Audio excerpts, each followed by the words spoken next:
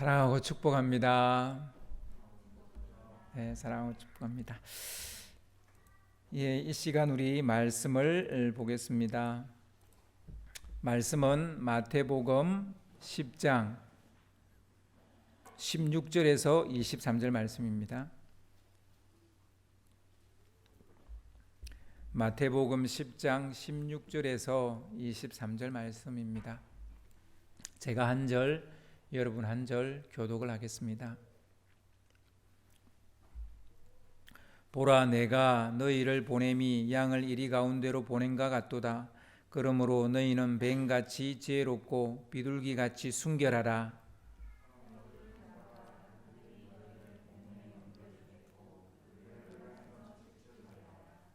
또 너희가 나로 말미암아 총독들과 임금들 앞에 끌려가리니 이는 그들과 이방인들에게 증거가 되게 하려 하심이라.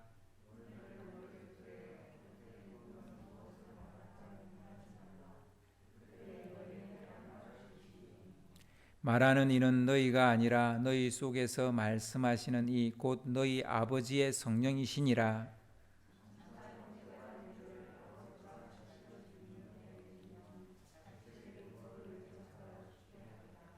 또 너희가 내 이름으로 말미암아 모든 사람에게 미움을 받을 것이나 끝까지 견디는 자는 구원을 얻으리라.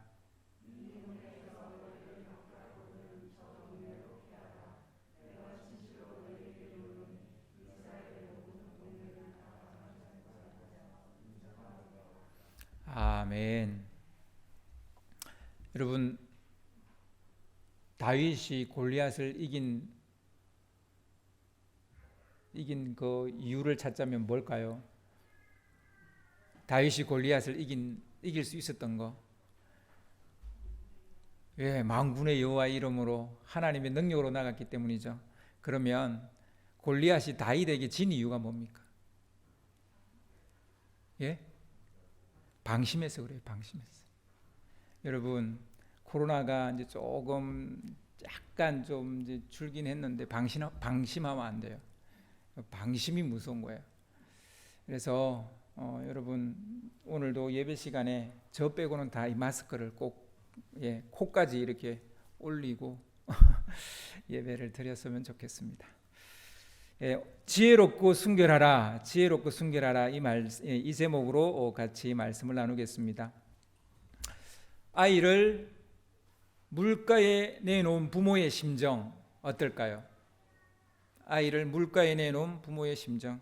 부산에서 지난 주간에 참 가슴 아픈 일이 있었어요. 중학생들 몇 명인가요? 5명인가요?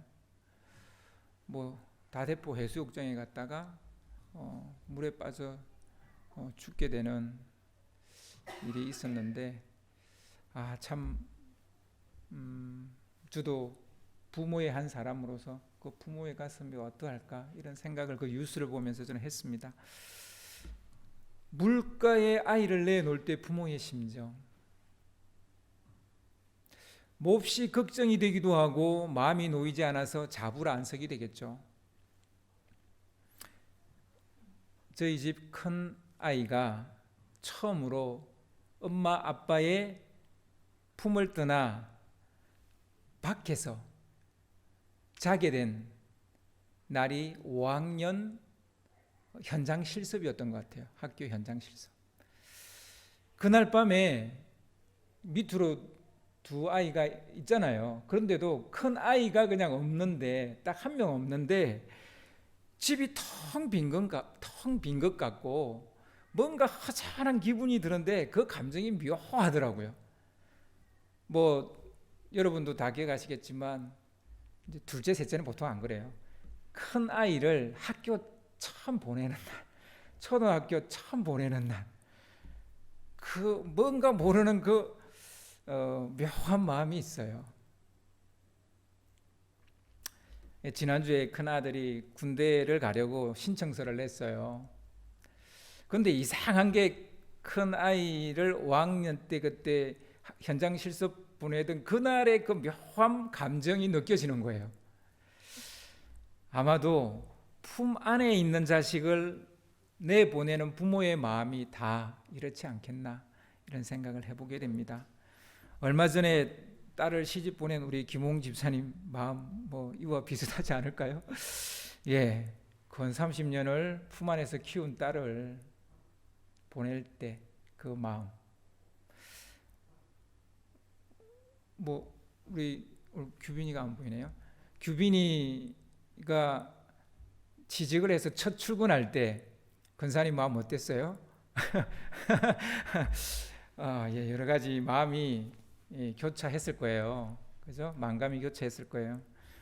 얼마 전에 지원이가 프랑스로 교환 학생을 갔을 때 우리 김유미 집사님도 오랫동안 외국으로 혼자 내보낸 게 처음이니까 아마 그 마음이 묘했을 겁니다.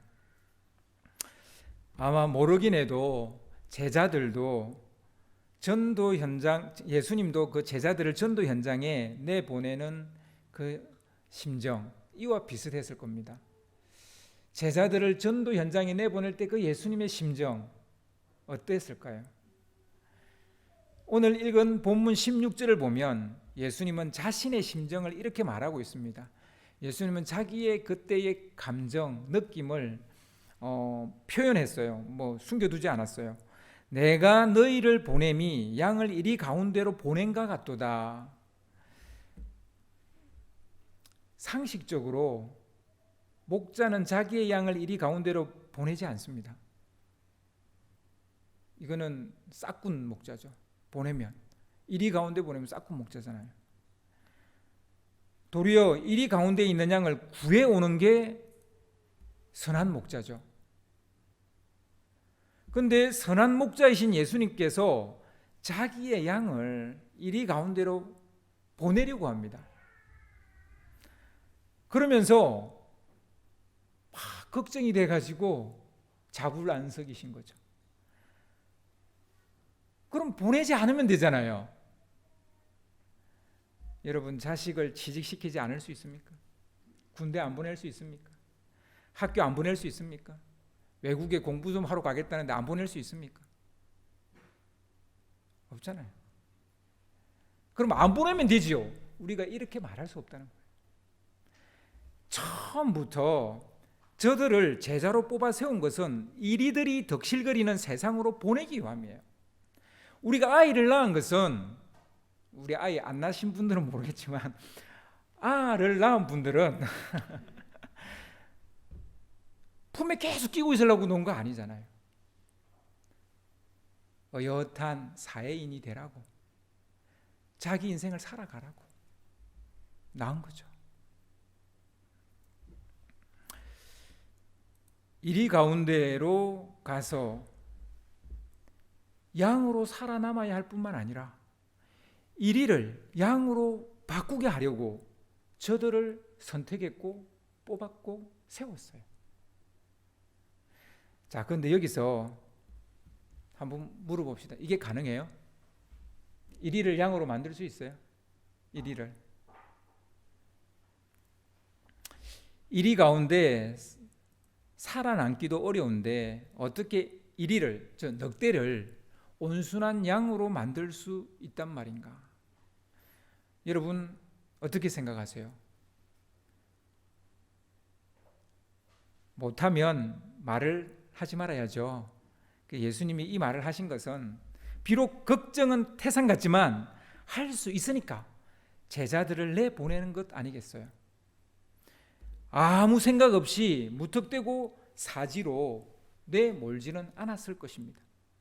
분명 믿는 구석이 있기 때문에 내보내는 것이죠. 그 믿는 구석이 뭘까요?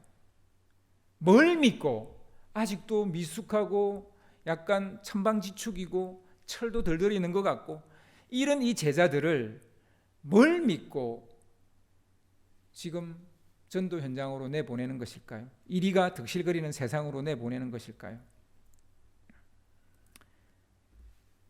실은 이리들도 처음에는 양이었기 때문입니다. 예수님이 자기의 양들을 넉대 소굴로 보내는 것은 그들은 이리의 탈을 쓴 양이기 때문이에요. 그들은 원래 양이었어요. 원래 하나님이 만든 하나님의 창조물이에요. 피조물이에요. 하나님의 양이에요. 그런데 그들이 넉대가 되어버렸어요. 이리의 탈을 썼어요. 예수님이 가능하다고 본 것은 바로 이 지점입니다. 이것 때문에. 그럼 어떻게 해야 늑대의 탈을 쓰고 있는 양들의 그 늑대 탈을 벗길 수 있을까요? 6절 후반부에 그 비결을 제자들에게 공개를 하시는데요. 너희는 뱀같이 지혜롭고 비둘기같이 순결하라. 이렇게 하면 이리가 득실거리는 세상에서 양으로도 살아남을 뿐만 아니라 그 이리들을 양으로도 만들 수 있다는 거예요. 이 말씀은 얼핏 알듯 하면서도 막상 설명해 보라면 말문이 막히는 그런 말씀이에요. 뱀같이 지혜롭고 비둘기같이 순결하라. 뭔가 이해가 되는 듯 하는데 또 설명해 보라면 뭐라고 설명해야 될지를 모르겠는 그런 말씀 중에 하나예요. 알듯 모를 듯 그런 말씀이에요. 일단 예수님이 동시에 두 가지를 말씀하셨다는 것은 분명해요. 뱀처럼 지혜로워라는 거하고 비둘기처럼 순결하라. 이 두 가지를 분명히 이야기한 거는 알 것 같아요. 그죠? 하나는 뱀같이 지혜로워야 한다는 것이고 다른 하나는 비둘기같이 순결하라는 것입니다. 뱀같이 지혜로워지면 이리들 가운데서 살아남을 뿐만 아니라 이리의 탈을 쓰고 있는 그들을 양으로 되돌릴 수도 있다는 말이에요. 또한 비둘기같이 순결하면 이리 가운데 살아남을 뿐만 아니라 이리의 탈을 쓰고 있는 탈을 쓰고 있는 양들을 다시 되돌릴 수 있다는 말입니다. 어떤 면에서 예수님이 꺼내던 이 비밀 무기는 창과 방패 같다, 이런 생각이 듭니다. 창과 방패 같다. 창과 방패는 서로 반대 개념이죠. 창은 공격 무기고 방패는 방어 무기죠. 그러나 이 두 가지를 다 가지고 있죠. 군사는, 그죠? 잘 싸우는 군사가 되려면 이 두 가지를 동시에 가지고 있어야 됩니다.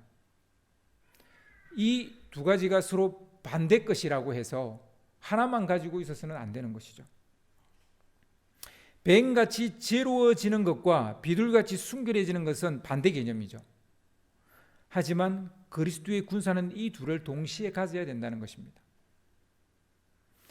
먼저 예수님이 비장의 카드로 꺼내던 지혜에 대해서 한번 이야기를 해보려고 합니다. 진짜 흥미로운 것은 지혜가 무엇인지를 설명하기 위해 뱀을 비유로 들었다는 사실이에요. 하필이면 뱀입니까? 비유들 게 얼마나 많아요. 맹수의 왕인 사자를 비유들 수도 있고, 아니면 똑똑하다고 항상 우화에 나오는 여우를 비유해 들 수도 있는데 하필이면 뱀이에요. 우리 뱀 안 좋아하잖아요. 그죠? 예수님이 뱀을 비유로 든 데는 다 이유가 있겠죠. 우리 다 싫어하는데 꼭 뱀을 이유로 든 건 이유가 있겠죠. 여기서 말하는 뱀은 에덴 동산에 등장하는 바로 그 뱀입니다. 하와를 꼬여서 선악과를 따먹게 한 바로 그 뱀 말입니다. 선악과를 따먹게 한 뱀의 능력은 뛰어난 언변과 탁월한 설득력을 그의 능력으로 꼽을 수 있을 겁니다. 이 뱀은 정말 언변이 뛰어났어요. 한마디로 말빨이 장난이 아니었습니다. 그리고 설득력이 굉장했어요. 뿐만 아니라 순발력 있는 응대와 기지 발휘하는 능력도 탁월했어요. 빈틈없는 논리와 사람의 심리와 욕구를 가지고 노는 능력, 이 또한 뱀의 능력이었어요. 하와는 완전히 설득을 당했어요. 하와는 선악과를 먹으면 정령 죽으리라는 하나님의 말씀을 알고 있었습니다. 몰랐던 게 아니에요. 알고 있었어요. 사단 앞에서 뱀인 이 사단 앞에서 그 말도 했어요. 그러나 먹어도 결코 죽지 않을 것이라는 뱀의 설득에 넘어가고 말았습니다. 한술 더 떠 뱀은 이런 말을 하는데 이 말도 받아들여요. 너희 눈이 밝아져서 하나님처럼 되고 그리고 선악을 알게 될 거야. 이것도 받아들입니다. 하와는 뱀의 말을 듣는 순간 절대로 바뀌지 않을 것 같은 생각, 신념, 이것이 바뀌어 버립니다. 바뀌었어도 안 되고 또 바뀌어지지도 않을 것 같은 그런 신념이 바뀌어 버립니다. 뱀의 달콤한 말을 듣는 순간 세상이 달리 보이기 시작합니다.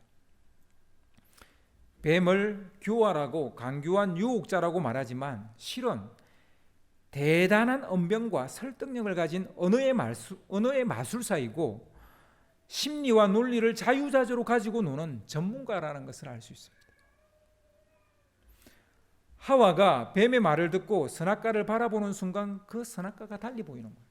그래서 창세기 3장 6절을 보면 여자가 그 나무를 본 적 먹음직도 하고, 그전에는 그렇게 먹음직하지 않았다는 얘기거든요. 그리고 보암직도 하고 지혜롭게 할 만큼 탐스럽기도 한 나무인지라 전에는 그렇게 안 보였어요. 전에는 그렇게 보이지 않았어요. 아니, 쳐다도 보지 않았어요. 관심도 두지 않았어요. 그런데 그 나무가 이렇게 보이기 시작한 거예요. 그러니 이 뱀의 언변이 얼마나 탁월합니까? 설득력이 얼마나 뛰어납니까? 알 수 있죠. 사람의 마음과 생각을 바꾸고 신념과 행동까지 바꿀 수 있는 지적 능력, 그게 뭐냐? 그게 지혜예요. 뱀의 지혜예요. 뱀은 이런 지혜를 가지고 있었습니다.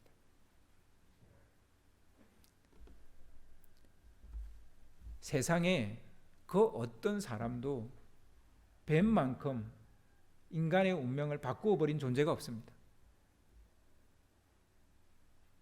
알렉산더 대왕이 세계사를 좀 바꾸기는 했어요. 그죠? 징기스칸이 좀 세계사를 바꾸기도 했어요.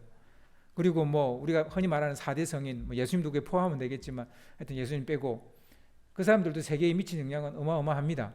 하지만 사단만큼 인류의 운명을 바꾼, 그렇게 결정적으로 바꾼 존재는 없습니다. 그러니까 4대 성인보다 더 위대한 사람은 누구다? 사단이에요. 그들보다 더 언변이 뛰어나고 더 설득력을 가지고 더 사람의 심리와 논리를 가지고 노는, 자유자재로 노는 존재가 누구다? 사단이다. 그 어떤 사람도 그를 뛰어넘지 못했어요.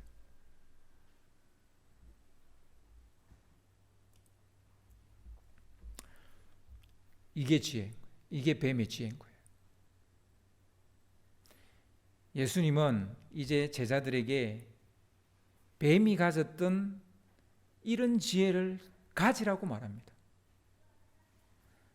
뱀이 이런 지혜로 하와와 아담을 설득했듯이 이제 너희들은 이런 지혜로 이리의 탈을 쓴 사람들에게 가서 그 탈을 벗기라는 거예요. 너희들이 지금 이리의 탈을 쓰고 있다. 너희들은 원래 양이야. 너희들은 원래 하나님의 창조물이야. 하나님의 사랑하는 백성이야. 라고 말하라는 거죠. 적의 전략과 전술을 역이용하라는 말씀이죠. 뱀이 지혜로 사람을 바꿨어요. 근데 이제 제자들에게 너희는 그 뱀의 지혜로 바뀌었던 사람을 제자리로 갖다 놓으라는 거예요. 적의 전략과 전술을 역이용하는 말씀입니다. 여기서 우리는 예수님이 한 수 위라는 것을 알 수 있죠. 그래서 예수님은 4대 성인 중에 한 분이 아니다. 가장 지혜로운 사단을 뒤집어 엎은 존재니까 4대 성인 중에 한 명이 아닌 거죠. 하나님의 아들이신 거죠. 주님의 지혜가 더 뛰어난 것이죠. 사단의 지혜를 역이용하니까. 사단이 사용한 방법으로 사단의 종노릇 하는 자들을, 그 사람들을 다시 돌이키라는 것입니다. 이것이 예수님이 여기서 말씀하시는 지혜입니다. 적의 전략과 전술을 역이용하라는 것이죠. 그럼 예수님이 제자들에게 가르쳐준 두 번째 비장의 무기인 비둘기처럼 순결하라라는 말은 무슨 의미일까요? 예수님은 순결을 쉽게 설명하려고 비둘기를 비유로 들었습니다. 아마 여러분은 똑같은 질문이 떠오를 것입니다. 어째서 순결을 설명하기 위해서 비둘기 비유를 끌어온 것일까? 좀 이렇게 순진한 동물들 많잖아요. 우리 강아지도 순진하고, 그죠? 순진한 동물 많죠. 근데 왜 하필이면 비둘기예요? 또 양도 있잖아요. 근데 왜 비둘기예요? 비둘기는 성령의 임재를 상징하기 때문입니다. 특별히 예수님 위에 임한 성령을 상징하기 때문입니다. 예수님이 요단강에서 물세례를 받고 나오실 때 하늘에서 비둘기 같은 성령이 임했다, 이렇게 성경은 기록하고 있죠. 이제 제자들이 전도 현장에 나가면 그들에게 전도할 기회가 주어질 겁니다. 지금까지 예수님께 배운 그 지혜로 사람들의 마음과 생각을 흔들어 보게 될 것입니다. 사람들 앞에서 복음을 전가하게 될 것입니다. 그들은 나름대로 어떤 기대감을 갖고 나가게 될 것입니다. 그런데 예수님은 이런 말씀을 하세요. 너희들을 기다리고 있는 것은 넉대의 탈을 벗어 던지는 그런 사람들, 그러니까 넉대의 탈을 벗어버리고 이제 막 주님께로 돌아오는 그런 사람들이 너희를 기다리고 있는 것이 아니라 도리어 사람들이 더 사나워져서 너희를 사내들인 공회에 넘겨줄 것이고, 또 어떤 사람들은 해당해서 너희를 채찍질할 것이고, 심지어 너희들 중에는 총독이나 왕 앞에 끌려가는 일도 생기게 될 것이다, 이렇게 이야기하십니다. 하지만 바로 그때 채찍을 맞고 공회에 넘겨지고 총독이나 왕 앞에 끌려가게 되고 그들 앞에 재판을 받게 되고, 그럴 때 바로 그때 놀랍게도 그들과 이방인들에게 복음을 전할 기회가 주어질 것이다 라고 말씀하십니다. 핍박과 함께 복음을 전가할 기회가 주어질 것이다, 이렇게 말씀하시는 거죠. 그때 너희들은 그들 앞에서 무엇을 말할지 걱정할 필요는 없다라고 말씀하십니다. 왜냐하면 아버지의 성령께서 너희 속에 할 말을 생각나게 하실 것이기 때문이다 라고 오늘 성경은 이야기하고 있습니다. 바로 이것이 비둘기같이 순결하라는 말씀의 의미입니다. 너희들이 복음을 전하게 될 텐데 그때 핍박도 겸하게 될 것이고, 그 핍박을 받는 그 순간에 도리어 너희들이 진정한 그리스도의 정인이 될 것인데, 그때 그 정인이 될 때, 말할 때 성령이 너희 안에서 할 말을 주실 것이라는 거예요. 이게 바로 비둘기같이 순결하라라는 말의 의미입니다. 이것은 너희의 지혜도 아니고 세상의 지혜인 약삭빠름도 아니고, 이것은 순진하게 성령을 따르는 것이고 온순하게 순종하는 것이다 라는 것입니다. 그래서 이 순결이라는 단어를 정확하게 번역하면 순진이 됩니다. 순진 혹은 온순. 그래서 그 표준 세번역에는 순진이라고 번역을 했습니다. 그래서 여기서 이 순결은 우리가 뭐 정조를 지키는 그런 순결도 되겠지만 좀 순진하다, 온순하다, 즉 그대로 따른다, 온유의 의미가 더 가깝다는 것을 알 수 있습니다. 예수님은 이 두 가지 무기를 같이 쥐고 있어야 한다라고 말합니다. 때로는 뱀보다 더 놀라운 언변과 설득력을 가질 필요가 있다. 더 논리적이고 심리적인 접근을 해야 한다는 말이기도 합니다. 하지만 때로는 성령의 말하게 하심을 따라 말해야 된다는 거예요. 우리는 이 두 가지를 다 쥐어야 됩니다. 여러분 한번 생각해 보세요. 방패만 들고 싸움터에 나가는 사람 어떻게 되겠어요? 굉장히 싸우기 힘들 겁니다. 막아야만 하니까 계속. 좋아요. 그럼 창이나 칼만 들고 가는 사람은 어떻게 되겠어요? 저기 공격할 기회를 주지 말아야 돼요. 계속 공격이 돼요. 굉장히 힘들죠. 그러니까 창과 방패는 같이 들고 나가야 되는 거예요. 그런데 우리는 하나만 들고 나가려는 경향이 있어요. 계속 세상의 지혜만 붙들고 인생을 살아가려고 하는 사람이 있는 거죠. 반대로 그냥 세상 지혜는 완전히 그냥 무시해버리고 그냥 오직 믿음으로만 되는 것처럼 또 그것만 붙잡는 사람도 있어요. 그러나 예수님은 이 두 가지를 다 말씀하셨다는 거예요. 뱀 같은 지혜와 비둘기 같은 순결을 같이 이야기하셨다는 거예요. 그래서 그럼 두 개를 50대 50으로 가지면 되느냐? 그런 의미가 아니에요. 둘 다 100을 가져야 돼요. 그래서 합쳐서 100이 되는 거예요. 이거는 수학이 아니기 때문에 그게 가능합니다. 그러니까 세상의 지혜도 우리가 끊임없이 배워야 돼요. 알아야 돼요. 그리고 전문가가 돼야 돼요. 또한 성령께 늘 순종할 수 있어야 돼요. 성령의 음성을 늘 들어야 돼요. 그리고 그것대로 말할 수 있어야 돼요. 오늘 본문 말씀 19절 20절을 여러분 다시 한 번 더 보시기 바랍니다.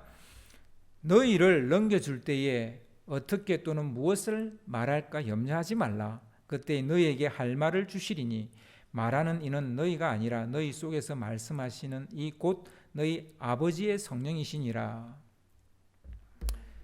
뱀처럼 지혜로워지라는 것은 세상의 지혜를 배워서 그것을 역이용하라는 거예요. 그러니까 세상 지혜를 배워서 나를 높이는 데만 쓰지 말고 이리의 달을 쓰고 있는 그 사람들을 다시 양으로 돌리라는 거예요. 그 지혜로, 내가 배운 그 지혜로, 내가 가진 그 지혜로 지금 제자리에 있지 않는 그 사람을 제자리로 갖다 놓으라는 거예요. 지금 자기 얼굴이 아닌 늑대의 얼굴을 하고 있는 그들을 양의 얼굴로 다시 바꿔놓으라는 거예요. 그래서 이 세상의 지혜를 가져야 된다는 것입니다. 그런데 우리 크리스찬들조차도 오직 성공을 위해서, 자기 성공을 위해서 이 세상의 지혜를 구하니 하나님이 마음이 좀 답답하실 것 같아요. 그 지혜를 가지고 이와 같이 늑대들을 양으로 이렇게 바꾸는 일을 해야 되는데 거기에는 관심 없고 자기 성공에만 이 지혜를 사용하려고 하니 하나님이 답답하시겠죠. 그러나 우리가 우리의 지혜를 우리의 성공뿐만 아니라 성공해서 그것을 하나님을 위해서 쓴다면 주님은 말씀하십니다. 뱀처럼 지혜로우라고 그렇게 말씀하시는 거죠. 세상 지혜를 복음 전하는 도구로 사용하라는 것입니다. 하지만 항상 성령의 말하게 하심을 따라 말하라는 거예요. 이 두 가지 패를 동시에 가지고 있을 때 이리 가운데서 살아남을 수 있고 이리의 달을 벗겨버릴 수도 있다는 거예요. 한편 뱀같이 지혜로워진다는 것은 또 오늘 본문은 또 다른 의미를 담고 있습니다. 뱀같이 지혜로워진다는 것은 사람들을 조심하는 것이기도 하다 이렇게 말합니다. 왜냐하면 사단의 지배 아래에 있는 세상 사람들은 호락호락하지 않기 때문이에요. 세상과 그에 속한 사람들은 전도자들을 가만두지 않을 것이기 때문입니다. 핍박하고 박해를 가할 것이기 때문입니다. 주님은 박해가 일어날 때 무조건 그 박해를 받아들이는 것만이 상책은 아니다라고 말씀하십니다. 피하라고 말씀하십니다. 이것 또한 세상의 지혜 가운데 하나라는 거죠. 그래서 여러분 병법에 보면 36개가 있어요. 36개라는 그 병법이 있어요. 그게 뭐냐면 주랭랑이에요. 도망치는 거. 이것도 하나의 병법입니다. 오늘 23절을 보시면 오늘 말씀 본문 23절을 보시면 이 동네에서 너희를 박해하거든 저 동네로 피하라. 전략적 사고죠. 전략적 사고가 필요하다는 말씀을 우리는 여기서 알 수 있습니다. 전투에서 패하더라도 전쟁에서 이기는 길이라면 때로는 어떤 전투에서 패하는 것도 괜찮다는 거죠. 여러분, 많은 사람들이 되게 열심히 살아요. 그런데 전략이 없어요. 이런 사람은 그냥 자기 입에 딱 풀칠만 해요. 근데 열심히도 하지만 전략이 있는 사람은 훨씬 더 많은 사람의 입에 풀칠을 해줄 수 있어요. 더 많은 사람들을 먹여 살릴 수 있다고요. 그래서 우리는 이런 전략적 사고를 할 필요가 있는 것이죠. 이리의 탈을 벗어던진 사람들, 곧 예수님을 믿는 사람들이죠. 즉 이리의 탈을 벗어던진 사람들은 여전히 이리의 탈을 쓰고 있는 사람들에게로부터 고발을 당할 것이라고 말합니다. 미움을 받게 될 것이라고 말합니다. 심지어는 죽임을 당할 수도 있다라고 말합니다. 그러나 끝까지 견디는 자는 구원을 얻을 것이라고 말합니다. 이렇게 끝까지 견디는 것이 무엇이냐? 순결입니다. 그러면 피하는 게 무엇입니까? 지혜입니다.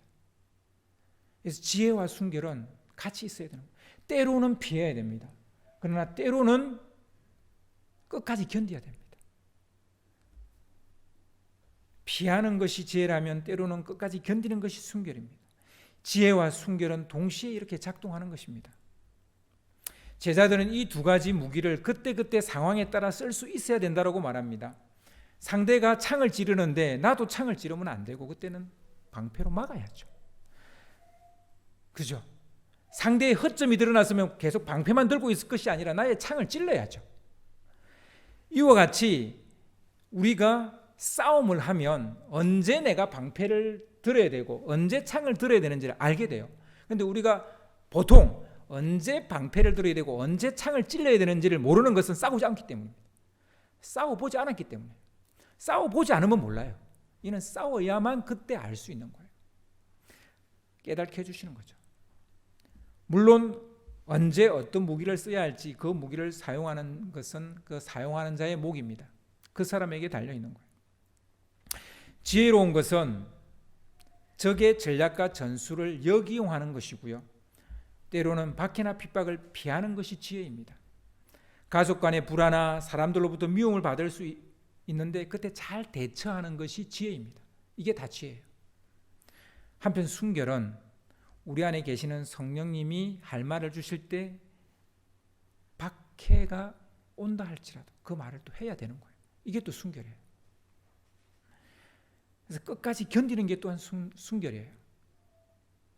이 두 가지 무기를 가장 잘 사용한 사람이 있는데요. 구약에는 모세고요. 신약에는 바울입니다. 모세는 애굽의 모든 학문을 배웠습니다. 하지만 그는 사람만 죽였지 그 민족을 구해내지 못했습니다. 그래서 도망을 쳤죠. 이건 도망친 건 세상의 지혜죠. 모세는 굉장히 머리가 잘 돌아간 사람이라는 걸 알 수 있죠. 그때는 도망을 쳤어야만 하는 게 맞는 거예요. 하나님께서 그의 손에 자기의 그 양이 아니라 이제 이 민족을 칠 양의 지팡이를 들려줬을 때 그는 그 백성을 이끌어서 애굽에서 나올 수 있게 되었습니다. 그런 지도자가 될 수 있었습니다. 모세는 이와 같이 지혜와 뱀 같은 지혜와 비둘기 같은 순결을 다 가지고 있었던 이 두 가지를 겸비했던 그런 사람이었다라는 것을, 그러니 그가 민족의 해방자가 될 수 있었다는 것을 알 수 있습니다. 여러분, 당시에 애굽에서 200만 명을 이끌고 논다는 것은 불가능한 일이에요. 가능하지 않은 일이에요. 그러니까 늑대를 양으로 만드는 일인데 어려운 일이에요. 그러나 그것이 가능한 것은 뱀 같은 지혜와 비둘기 같은 순결을 겸비했기 때문입니다. 바울도 헬라 철학과 구약의 모든 말씀을 통달을 했던 사람이에요. 근데 그 모든 것을 통달했지만 그는 하나님께 쓰임받지 못했습니다. 그도 모세처럼 교조주의에 빠져서 사람이나 죽이는 앞잡이 노릇을 하고 있었습니다.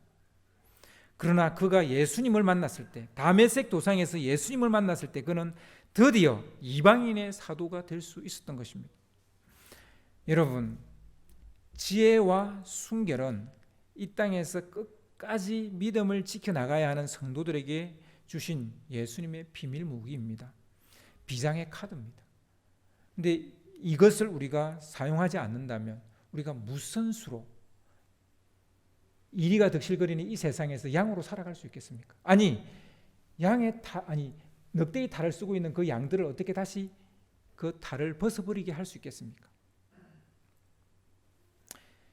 이 말씀은 지금도 유효합니다. 우리에게도 유효합니다. 전도 현장뿐만 아니라 삶의 모든 영역에서 적용 가능한 말씀입니다. 뱀처럼 지혜로워져야 하고 비둘기같이 순결해져야 합니다. 우리는 둘 중에서 어느 하나만 붙잡으려고 해서는 안 됩니다. 둘 다를 다 잡아야 됩니다. 그러나 이 두 가지 무기를 동시에 붙잡고 싸워야 되는데 우리는 자꾸 하나만 붙잡으려고 하는 그런 이상한 그 속성 같은 게 있어요. 뭐 성향이라고 해야 되나, 뭐 성질이라고 해야 되나, 성격이라고 해야 되나, 하여튼 그런 게 있어요. 그래서 우리 학생들을 보면 학생들은 죽으라 공부만 해요. 하지만 공부만 잘한다고 인생이 편히 나요? 절대 그렇지 않죠. 하나님이 그 길을 열어줘야 됩니다. 하나님이 그 길을 열어줘야 돼요. 그래서요, 우리 아이들에게 여러분 예배의 가치를 가르쳐야 돼요.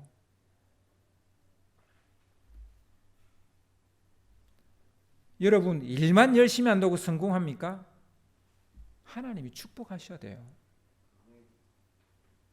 일 열심히 하고도 가난한 사람들이 이 세상에 수억 명이 있습니다. 정말 일은 너무너무 열심히 하는데 여전히 가난한 사람들이 많습니다. 우리는 한 손에는 뱀 같은 지혜를, 그리고 다른 한 손에는 비둘기 같은 순결을 붙잡고 있어야 합니다. 이 두 가지 무기를 적재적소에 사용해서 늘 승리하고 또 형통케 되는 여러분 되시기를 주님의 이름으로 축원합니다. 아멘.